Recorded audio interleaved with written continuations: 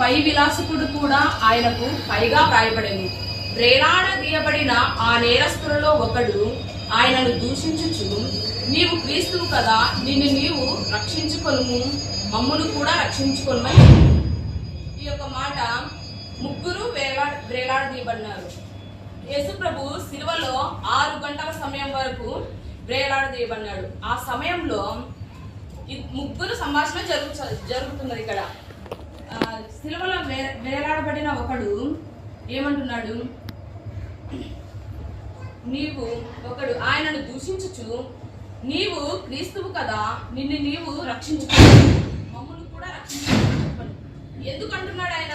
నీవు క్రీస్తువు కదా, నిన్ను నీవు రక్షించుకోను. ఫస్ట్ నువ్వు ఎందుకు ఇలా సిలువలో వేలాడబడినావు? ఫస్ట్ నువ్వు రక్షించు దేవుడు కదా, ఫస్ట్ నిన్ను నువ్వు రక్షించుకొని అపహసిస్తున్నాడు ఆయన. అయితే రెండవ వాడు వారిని గద్దించి, నీవు అదే శిక్షావిధిలో ఉన్నావు గనక దేవునికి భయపడవా? మనకైతే ఇది న్యాయమే, మనము చేసిన వాటికి తగిన ఫలము పొందుచున్నాము. అయితే ఇప్పుడు నేరస్తులను బాధించబడిన వారికి మాత్రమే రోమియోల కాలంలో శిలువ శిక్ష వేసేవారు అనమాట. అయితే ఆ రెండవ వ్యక్తి ఏమంటున్నాడు, మనమైతే ఈ శిక్షకు అర్హులము,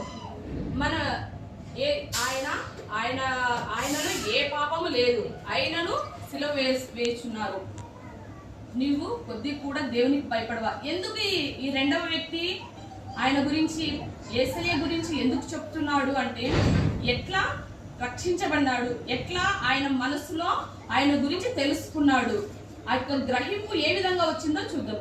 అయితే మొదటి మాట ఏమని చెప్తున్నాడు, యేసు, తండ్రి వీరేమి చేయుచున్నారో వీరెరుగరు గనుక వీరిని క్షమించు. ఈ మాట ఈ యొక్క రెండవ వ్యక్తి గ్రహించాడనమాట. గ్రహించి ఏం చెప్తున్నాడు ఆయన, యేసు, నీవు నీ రాజ్యములోనికి వచ్చినప్పుడు నన్ను జ్ఞాపకము చేసుకొనమను. ఎందుకు ఈ విధంగా చెప్తున్నాడు? ఆయనకి అప్పుడే చూడము, యేసయ్యను సిలువ వేసినప్పుడు మాత్రమే చూశాడు. ఎందుకు ఆ విధంగా గ్రహించాడు ఆయన అంటే, ఆయన ఎంత శిక్ష అనుభవిస్తున్నా కానీ వీరేమి చేయుచున్నారు వీరెరుగను కనుక వీరిని క్షమించమని చెప్తున్నాడు. ఎందుకు చెప్తున్నాడు అట్లా? ఆయన రాజుల రాజు, ప్రభువులకు ప్రభు, ఈయన మరి తిరిగి రానై ఉన్నాడని గ్రహించాడు రెండవ వ్యక్తి. అందుకు ఆయన చెప్తున్నాడు, యేసు, నీవు నీ రాజ్యంలోనికి వచ్చినప్పుడు నన్ను జ్ఞాపకము చేసుకోనమని. ఆయన అప్పుడు రక్షణ పొందినాడు. రక్షణ మాట ఆయన చెప్తున్నాడు అనమాట. ఇంకొక మాట ఏమంటే, ఇప్పుడు యేసయ్య శిష్యుల్లోన ఒకరున్నారు, ఇస్కరియోతు యూదా. ఆయన యేసు ప్రభుతోనే ఆయన సువార్త చేయనప్పుడు, ఆయన అద్భుతాలు చేసేటప్పుడు ఆయన వెంటే ఉన్నాడు. అయితే ఆ ఇస్కరియోతు యూదా ఎట్లున్నాడు? శరీరానుసారంగా మాత్రమే దేవునితో కలిసి ఉన్నాడు, కలిసి నడిచాడు, యేసు ప్రభుతో భోజనం చేశాడు, అద్భుతాలు చేసేటప్పుడు ఉన్నాడు, చూశాడు, అన్ని విన్నాడు. అయితే ఆయన ఏం చేస్తున్నాడు? యేసు ప్రభునే శిక్షకు అప్పగించాడు. ఆ శిక్షకు అప్పగించేటప్పుడు యేసు ప్రభు ఏమంటాడు? ఇంకొక ఏమంటే, లూకాసు వార్త 22:47, ఆయన ఇకను మాట్లాడుచుండగా 8 జనులు గుంపుగా వచ్చిరి. 12 మందిలో యూదా అనబడిన వారి కంటే ముందుగా నడిచి యేసు ముద్దు పెట్టుకొనుటకు రాగా, యేసు, యూదా, నీవు ముద్దు పెట్టుకొని మనిషి కుమారుని అప్పగించుకున్నావు అని వారితో ఏమంటున్నాడు? ముద్దు పెట్టుకొని అంటే శరీరానుసారమైన ముద్దది, అంతే, అది ఆత్మపరమైనది కాదు. శరీరానుసారంగా ముద్దు అది ఏ ముద్దు? అస్సలు అది ఆయనతో ఉండి ఆయన గ్రహింపు లేకుండా ఉన్నాడు. ఆయన ఆత్మ విషయమై గ్రహింపు లేదు, శరీరానుసారం మాత్రమే ఉన్నాం. ఈ లోకంలో కూడా మనము ఏ విధమైన ఆలోచన కలిగి ఉన్నాం, ఏ విధమైన గ్రహింపు కలిగి ఉన్నామో మనం తెలుసుకోవాల. మనము చర్చికి రావడము, పోవడము, అందరి ఎదుట మనం ప్రార్థన చేస్తున్నాము, పాటలు పాడుచున్నాము అనేది లేకుండా మనం హృదయానుసారంగా దేవుని గ్రహించినామా లేదా అనేది మనము తెలుసుకోవాలి. ఈ యొక్క సిలువలో రెండవ వ్యక్తి ఎలా గ్రహింపు పొందినాడు? ఆయన ఎందుకు ఆ విధంగా ఆ యొక్క గ్రహింపు పొందినాడు? ఆయన మాట ఆ యొక్క సిలువలో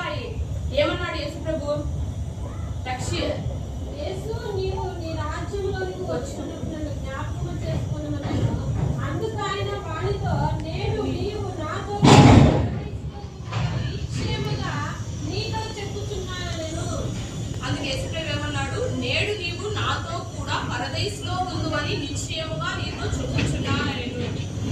ఆయన రెండో వ్యక్తి చెప్పిన వెంటనే యేసుప్రభు ఇప్పుడు అంత రాజ్యంలో జ్ఞాపకం చేసుకోమని చెప్పినాడు.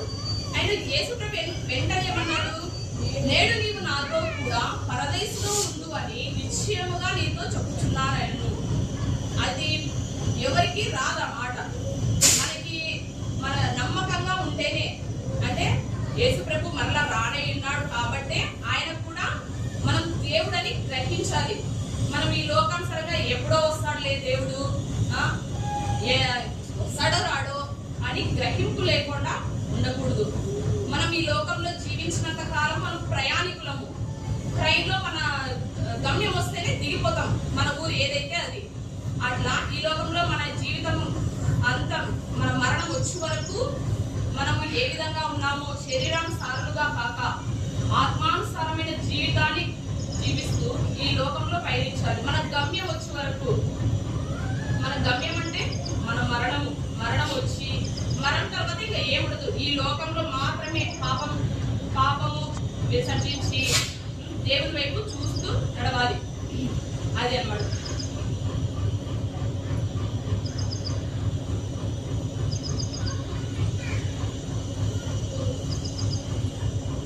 నీవు నాతో కూడా పరదేశంలో ఉండు అని నిశ్చయముగా నీతో చెప్పుచున్నాను. ఇప్పుడు రెండో వ్యక్తి బాప్తిసం తీసుకోలేదు, ఏమీ తీసుకోలేదు. అది ఒక చివరి అవకాశం అయినది రెండో వ్యక్తికి. మనమైతే ఈ లోకం, మనకి యేసుప్రభు ఆయన బాప్తిసం తీసుకోలేదు కదా, ఎట్లా పరలోకానికి చేరుతారని ఒక క్వశ్చన్ ఉంటుంది మనకి.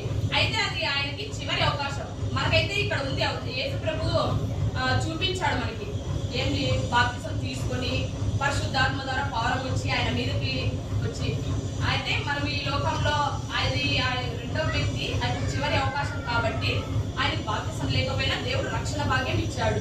అందువలన మనము ఏం గ్రహించాలంటే, యూదుల రాజు అంటే రాజుల రాజు మరలా తిరిగి రానై ఉన్నాడని, ఆయనతో కూడా మనము ఉండాలని మనం గ్రహించాలి. అట్లా రెండో వ్యక్తిలాగా మనం కూడా ఈ లోకంలో వారిలాగా ఇస్కరియోతు యూదాలాగా శరీరానుసారంగా కాక ఆత్మానుసారంగా జీవించాలని ఈ యొక్క రెండవ మాట ద్వారా చెప్తున్నాను. దేవుని పరిశుద్ధ వాక్యం దేవుని చూడండి.